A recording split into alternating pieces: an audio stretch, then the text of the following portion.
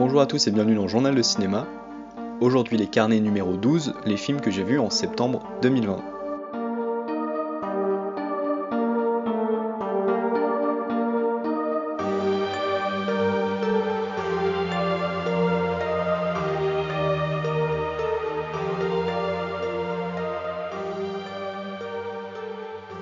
Douzième carnet donc et 12e mois, un an que je fais ce format. Je vais donc vous parler des films qui m'ont plus ou moins marqué au cours de septembre 2020, ça peut être des films récents ou non. Et cette semaine je vais vous parler de Gaspard Noé, de Rambo, de Troubles du comportement alimentaire, d'Éric Rohmer et d'un film, ouvrez les guillemets, polémique. Et je vous propose de tout de suite commencer avec un film sorti en 2018, Climax de Gaspard Noé, avec Sofia Boutella et Kid Smile notamment. Et l'histoire, on peut la résumer très simplement, une sangria empoisonnée aux acides va complètement faire dégénérer la répétition d'une troupe de danseurs. Et voir Climax, ça va me permettre de vous parler de Gaspard Noé, un réalisateur avec lequel j'ai un rapport assez particulier. C'est le genre de metteur en scène en fait qui m'a toujours attiré par son style, par ses idées visuelles, mais dont malheureusement je pense n'aimer aucun film.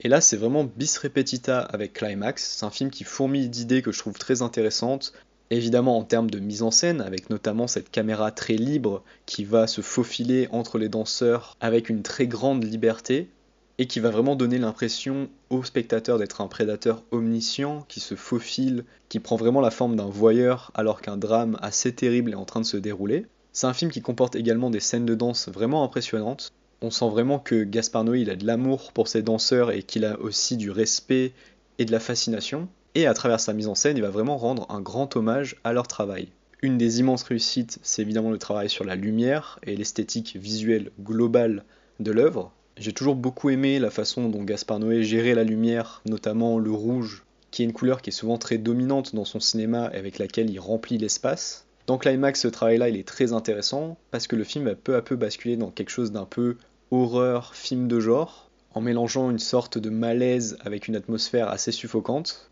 servie par une troupe d'acteurs que j'ai trouvé excellent.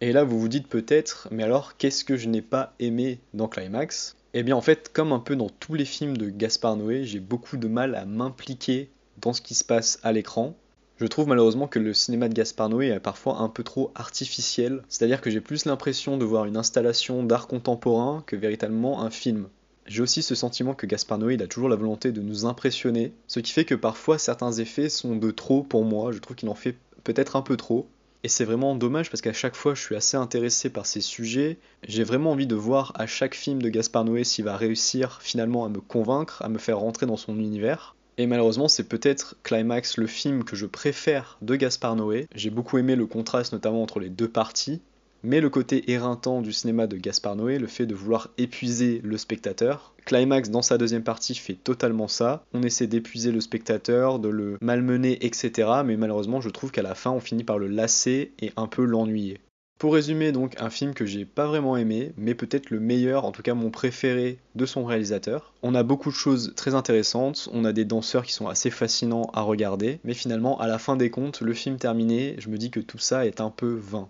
Je retenterai peut-être ma chance avec Enter the Void que je n'ai jamais vu, ou Lux Eterna qui est actuellement en salle.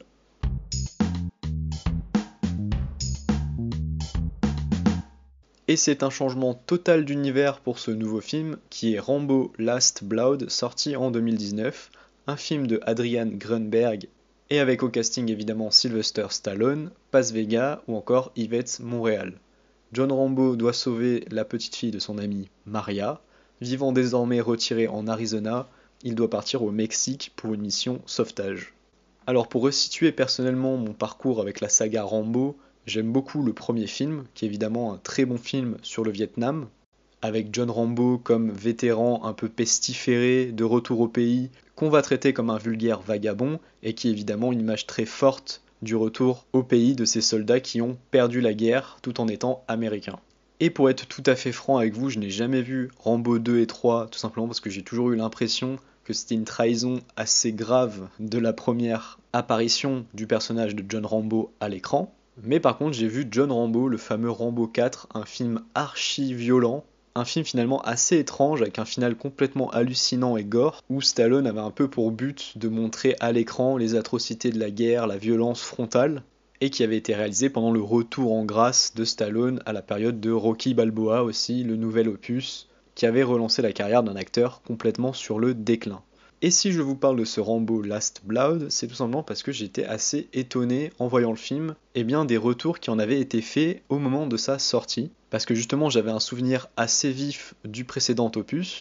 et quand j'ai vu pas mal d'avis sur internet, je me suis dit mais qu'est-ce que les gens attendaient de plus d'un film qui est Rambo 5 ? Parce que je le répète, même si j'ai pas vu Rambo 2 et Rambo 3, je vois à peu près quel type de film c'est, eh bien j'ai pas trop compris ce que les gens attendaient de plus de ce film, soit une série B d'action un peu bête, complètement pro-américaine, assez brutale et violente quand même, avec un John Rambo qui détruit et tue à peu près tout ce qu'il voit. Parce qu'évidemment c'est un film qui est pas très bien mis en scène, un film qui est très mal écrit, un film qui est même limite raciste, on peut le dire, avec une vision assez hallucinante du peuple mexicain, un film avec un héros évidemment beaucoup trop vieux. On croit pas une seule seconde qu'un Stallone de plus de 70 ans puisse décimer des mercenaires surentraînés à la chaîne dans des galeries qu'il aurait creusées à la main. Mais malgré tout ça, et c'est peut-être parce que j'ai pas une estime immense de la saga Rambo, eh bien le film m'a totalement donné ce que j'étais venu y chercher, c'est-à-dire un défouloir un peu débile, assez jouissif quand même dans ses scènes de gore, qui se permet même une ultime scène de meurtre complètement hallucinante, c'est n'importe quoi. Mais au-delà de ça, le film n'est pas une grande réflexion sur la guerre comme l'était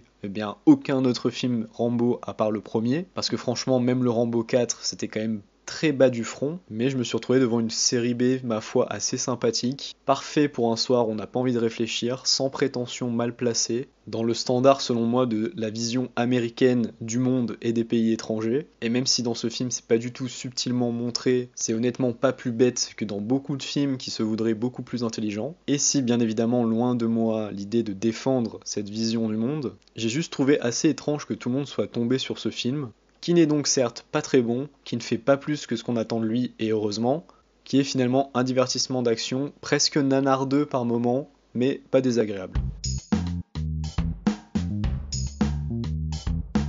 Et après avoir défendu Rambo Last Blood, je pense que c'est le moment parfait pour moi pour vous parler d'un film d'Éric Rohmer, et ne vous inquiétez pas, ça va très bien se passer. Le film c'est L'Arbre, le Maire et la Médiathèque, sorti en 1993, un film donc d'Éric Rohmer avec Pascal Grégory, Ariel Dombal et Fabrice Lucchini.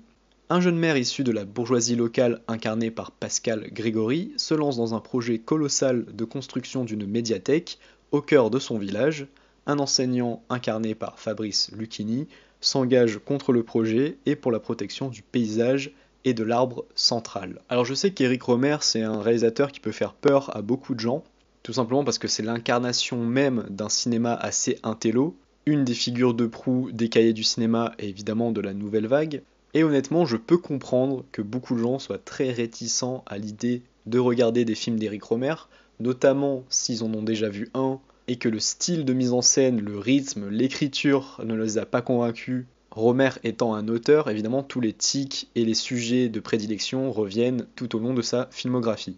Personnellement, j'ai vu pas mal de ces films, d'ailleurs je vous recommande d'aller faire un tour sur Arte TV où il y en a plusieurs de disponibles gratuitement pour une durée limitée, donc si vous voulez découvrir son cinéma, c'est toujours possible de cette manière et donc gratuitement. Et mon film préféré et celui que je recommanderais à tout le monde pour découvrir ce réalisateur, c'est Ma nuit chez Maud, évidemment le plus célèbre probablement. Un film que personnellement j'aime beaucoup et qui je pense peut plaire au plus grand nombre. C'est un film qui est très bien interprété, qui est très bien écrit, qui aborde des thématiques assez universelles et qui parle évidemment d'amour, un des grands sujets, si ce n'est le grand sujet de la carrière d'Éric Rohmer. Et justement ce que je trouve très intéressant dans le film que je vous présente aujourd'hui, c'est qu'Éric Rohmer dans ce film a décidé de parler de politique. Alors évidemment, je ne vais pas vous parler du style d'Éric Rohmer parce qu'on pourrait en parler très longtemps et que c'est un sujet de débat assez vaste et dangereux, notamment le style de jeu des acteurs qui est très très spécifique au cinéma d'Éric Rohmer et qui en rebutera plus d'un parce qu'à la fois on a l'impression que c'est extrêmement écrit et ça l'est et qu'il y a une part d'improvisation qui est très grande alors que pas du tout. Et d'un autre côté, la mise en scène est souvent assez sobre, voire même plate, et je mets des guillemets, ce qui fait que beaucoup de gens n'arrivent jamais à rentrer dans les films d'Éric Rohmer, et en vérité je peux les comprendre. Et ici, rebelote, on est totalement dans un film d'Eric Rohmer. Si vous êtes totalement allergique à son style, eh bien c'est pas ici que ça va changer. Et si personnellement je ne suis pas un très grand fan d'Eric Rohmer, ici je trouve que le fait qu'il s'empare du sujet politique fait quelque chose de très intéressant. C'est un film qui évidemment est très verbeux et très écrit. Parfois on pourrait presque se demander pourquoi Eric Rohmer ne préférait pas écrire des livres plutôt que de faire des films. C'est une œuvre extrêmement bavarde avec énormément de références, de longues réflexions et des tirades assez interminables sur le sens de la politique, la question politique, sur l'écologie, sur la connexion entre politique et peuple, et aussi un des grands sujets, ce qu'on pourrait appeler la fracture sociale. Et le film a beau avoir 27 ans, beaucoup de thèmes sont toujours d'actualité, notamment ce qui concerne l'écologie, avec des réflexions qui sont vraiment très intéressantes de la part d'Eric Rohmer. Et ce que j'aime beaucoup dans le film, c'est qu'on a beau ne pas forcément être d'accord avec tout ce qui est dit, on a une telle intelligence qui se dégage de l'écriture, qu'il y a quelque chose de vraiment captivant à suivre les dialogues de ces personnages. D'ailleurs, la première apparition de Fabrice Lucchini dans le film est absolument exceptionnelle. J'ai trouvé son rôle très bien écrit, interprété et quand même assez drôle. Un personnage assez intéressant parce que c'est un intellectuel qui dénote un peu avec le cadre rural du village qui sert finalement de sujet au film. Ce village à qui Eric Rohmer va décider de donner la parole à travers une séquence où le personnage d'une journaliste va interviewer de nombreux habitants pour leur donner la parole et pour savoir ce que eux pensent véritablement d'un projet de médiathèque. Et cette confrontation entre la fiction et le réel, j'ai trouvé ça extrêmement intéressant, où justement, après de longues tirades théoriques et de réflexions intenses sur la politique, sur est-ce qu'il faut faire ce projet ou non, etc., eh bien Rohmer décide de donner la parole à de vrais habitants d'un village rural pour savoir ce que eux en pensent véritablement. Et j'ai franchement trouvé ça très intéressant à quel point de nombreux points soulevés et questions tout au long d'un film qui a maintenant 27 ans sont toujours d'actualité en 2020. Et c'est justement comme ça, selon moi, qu'on reconnaît la marque des œuvres intéressantes ou importantes, c'est que quelques années après, eh bien, elles n'ont pas été totalement ringardisées dans leurs propos. Pour finir, je voulais vraiment parler de ce film parce que c'est pas le Rohmer le plus connu, mais je trouve qu'il est intéressant de le voir si on connaît déjà l'œuvre et qu'on n'est pas très fan, on va dire, de ces films, plutôt ces récits basés sur l'amour. Et bien ici, je trouve que la réflexion politique est très intéressante et qu'elle change un peu de ce que Rohmer a pu nous proposer par le passé. Et d'un autre côté, si vous ne connaissez pas du tout le cinéma d'Eric Rohmer, je trouve que c'est une porte d'entrée plutôt intéressante, même si bien évidemment je pense que Ma Nuit chez Maud est infiniment supérieur. Et bien ici, outre le thème qui sort un peu de l'ordinaire, on a totalement le style caractéristique du cinéma d'Eric Rohmer et c'est un bon test selon moi pour vous familiariser ou non avec ce cinéma. Et si vous avez trouvé le film absolument insupportable et ennuyeux, vous pouvez m'insulter en DM sur Twitter.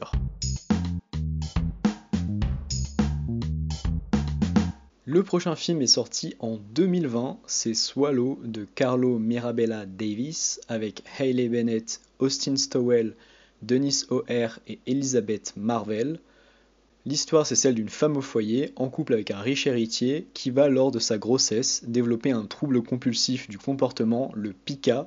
trouble qui va l'amener à ingérer des petits objets comme des épingles ou des petits bibelots. Un sujet que j'ai trouvé donc assez curieux, et un film que j'ai vu présent dans pas mal de tops provisoires de l'année 2020, dont on peut dire qu'il est donc relativement apprécié, mais personnellement je ne serais pas aussi dithyrambique que beaucoup sur ce Swallow. Premièrement, c'est un film qui, selon moi, ne va pas assez loin dans son concept, qui finalement est assez secondaire. Alors là, c'est peut-être aussi un problème de marketing, parce que moi, je m'attendais, en lisant les résumés, en voyant la critique qu'en faisaient certains, un film peut-être à la David Cronenberg, assez organique, un espèce de thriller un peu dérangeant.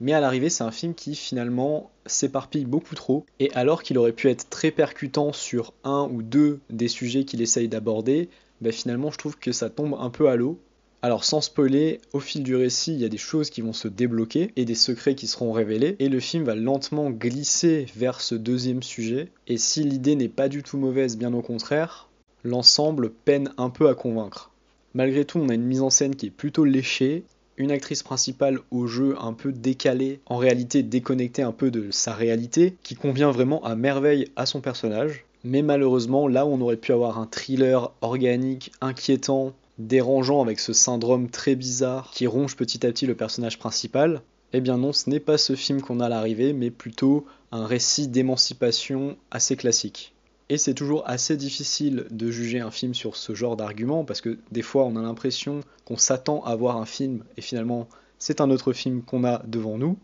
et dans le cas de ce Swallow, ça a vraiment été le cas pour moi, mais en mettant de côté mes attentes, je pense tout de même que j'arriverai à la même conclusion, un film un peu trop convenu, et qui finalement ne devrait vraiment pas faire partie des meilleurs films de l'année, même une année assez sinistrée en termes de sortie comme 2020. En résumé, je dirais que Swallow est loin d'être un film désagréable. On se laisse porter par cette mise en scène, cette histoire quand même un peu étrange, cette actrice principale qui est vraiment habitée par son rôle. Et si on se dit en plus que c'est le premier film de son réalisateur, eh bien je préfère lui laisser sa chance pour son prochain film, mais malheureusement je pense que ce Swallow risque d'être un film que j'aurai assez vite oublié. Cependant, si vous souhaitez absolument voir un film sorti en 2020, c'est loin d'être une expérience désagréable.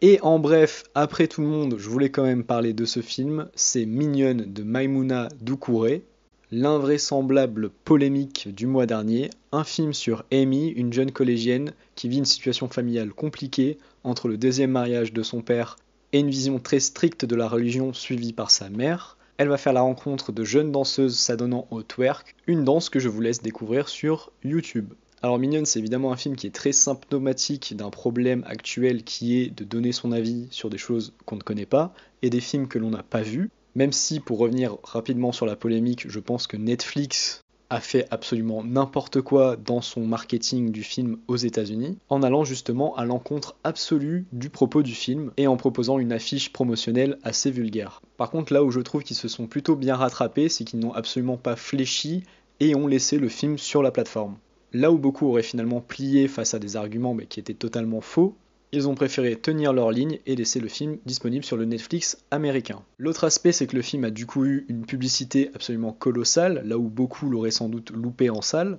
et dans ce beaucoup, je m'inclus totalement. Et malheureusement, c'est un film que j'ai trouvé finalement assez moyen, même si le propos est évidemment très intéressant. On sent que c'est un premier film et qu'il y a pas mal de choses qui sont assez bancales. Malgré une bande de jeunes filles vraiment convaincantes et quelques idées plutôt intéressantes, je trouve que le propos s'essouffle un peu, et un peu comme le film dont j'ai parlé précédemment, eh bien malheureusement il est assez oubliable. Notamment parce que l'idée de base qui est très bonne n'est pas exploitée je pense à son maximum, et que l'opposition et la réflexion entre d'un côté un islam assez radical, une religion qui semble ne pas du tout intéresser la jeune héroïne, et de l'autre les clips de Nicki Minaj, le film reste malheureusement un peu en surface de son propos. Ce que je pense c'est que c'est malheureusement un petit film qui n'aurait pas du tout dû recevoir un accueil absolument démentiel de la part des gens qui ne l'avaient pas vu, mais que j'ai trouvé assez frustrant à cause justement de ce manque de profondeur dans le propos. Mais par ailleurs, je pense que grâce à cette polémique, on a vu que c'est un film qui était important et nécessaire, mais finalement plus par tout ce qui entoure le film, le fait que ce soit une femme noire qui l'ait réalisé, et que c'est un profil de réalisatrice qu'on a assez peu en France malheureusement, et évidemment par toutes les questions qui ont été soulevées par cette polémique complètement absurde, alors que justement le film a quand même un propos assez féministe, assez engagé, qui a été totalement éludé par ses détracteurs. Et justement le malaise que le spectateur ressent pendant les scènes de danse est sans doute le point le plus remarquable du film, parce que justement les petites filles vont voir le visage des spectateurs assez choqués, dégoûtés même par ce qui est en train de se passer, et c'est d'ailleurs à ce moment-là qu'elles se rendent compte de ce qu'elles sont en train de véritablement faire. Et je trouve que le parallèle est assez intéressant à faire avec un réseau social comme TikTok, où des jeunes filles pourraient très bien partager ce genre de performance, sans finalement recueillir ces retours un peu virulents qui leur permettraient de se rendre compte de ce qu'elles sont en train de faire, mais plutôt même de recevoir des avis positifs. Donc pour conclure, en fait, c'est un film qui m'a laissé un sentiment assez mitigé, j'ai trouvé que le propos était intéressant, les questions soulevées sur les enfants, leur sexualisation sur internet, et le manque finalement de dialogue autour de ces questions, et finalement une petite frustration de voir le film ne pas aller plus loin dans ses réflexions. J'espère donc sincèrement que la réalisatrice se relèvera de ce harcèlement assez dégueulasse qu'elle a subi sur les réseaux sociaux, et je suis curieux de voir si elle va continuer à exploiter ces questions, et pourquoi pas aller plus loin dans cette réflexion. En tout cas, Mignonne, évidemment, je vous invite à le voir pour vous faire votre propre avis et ne pas raconter n'importe quoi sur les réseaux sociaux. Une pensée à nos amis américains. Mais de mon côté, je pense que c'est un film moyen malheureusement, très loin d'être inintéressant, mais un premier film qui manque peut-être un peu de coffre. Et c'est la fin de ces carnets de septembre 2020, je vous remercie de m'avoir écouté. Si le podcast vous a plu, n'hésitez pas à vous abonner sur votre plateforme d'écoute favorite, Deezer, Spotify, Apple Podcast, etc. Vous pouvez suivre toute l'actualité du podcast sur Twitter, @journal de cinéma, et aussi sur Instagram. Encore merci pour votre écoute, je vous dis à la semaine prochaine, bye bye.